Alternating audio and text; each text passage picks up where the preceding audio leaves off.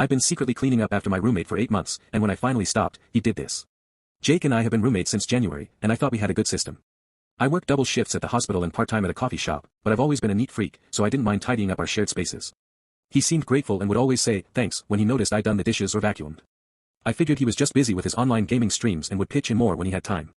But last month, I started noticing he'd leave messes specifically in areas I just cleaned, almost like he was testing me. 2 weeks ago, I came home from a 12-hour shift to find our kitchen sink overflowing with dishes that had been sitting there for 3 days.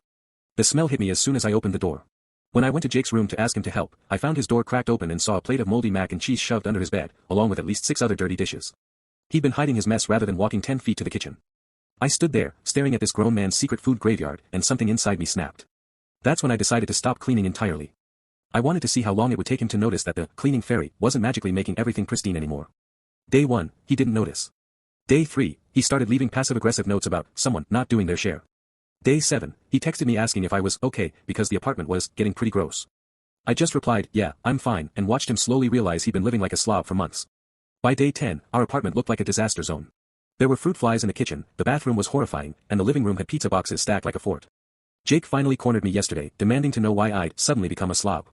When I calmly explained that I'd been cleaning up after him for 8 months and had simply stopped, his face went completely white. He started yelling about how I was sabotaging our living situation and that this was psychological warfare.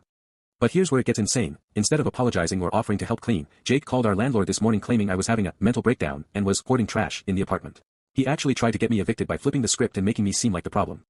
When our landlord showed up for an emergency wellness check, I calmly showed him the text messages where Jake admitted he'd never cleaned anything, and the time-stamped photos I'd been taking of the mess accumulation. Turns out, Jake had been telling people I was his cleaning lady he didn't have to pay. The landlord gave Jake 30 days to find a new place, and I'm getting the apartment to myself. Jake spent today frantically scrubbing everything while muttering about how unfair this all is. I'm ordering pizza tonight and eating it off paper plates, some messes are worth making.